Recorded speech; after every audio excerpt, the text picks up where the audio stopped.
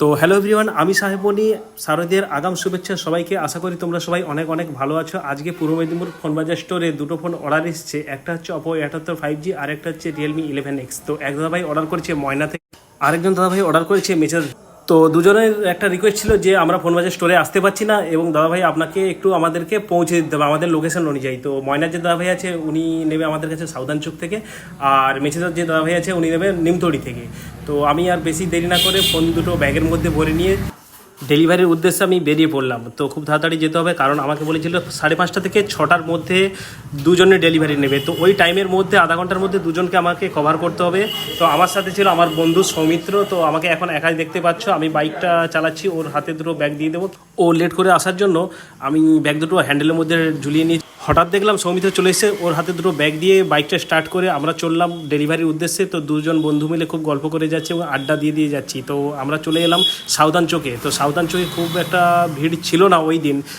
তো ওই দাদাভাইয়ের হাতে ফোনটা আমরা ধরিয়ে দিয়ে তারপর আমরা নিমতড়ির উদ্দেশ্যে যাব। যেহেতু কাস্টমারকে দেখানোর কোনো পারমিশন ছিল না, যার জন্য আমরা কাস্টমারের ফটোটা দিতে পারলাম না।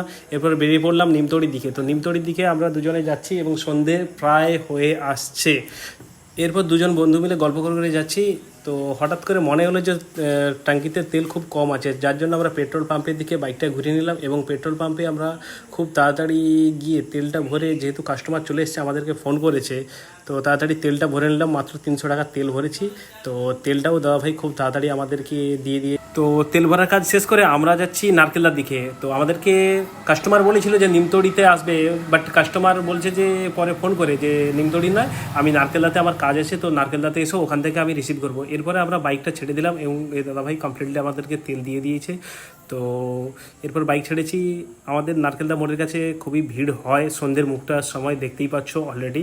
তো পৌঁছে গেলাম ফাইনালি নারকেলদাতে এবং কাস্টমারের হাতে ফোনটা দিয়ে তো কাস্টমার হ্যাপি। এরপরে আমরা বাড়ির দিকে যাচ্ছি। তো আজকের ব্লগে যদি কোনো কিছু ভুল হয়ে থাকে তো আমাকে ক্ষমা করো, আর ভিডিওটা যদি ভালো হয়ে থাকে লাইক কমেন্ট শেয়ার করো। যদি এইভাবে কেউ ফোন অর্ডার করতে চাও তো করতে পারো অবশ্যই। এবং তারপরে আমরা বাড়িতে ফিরে এলাম। তো থ্যাংক ইউ।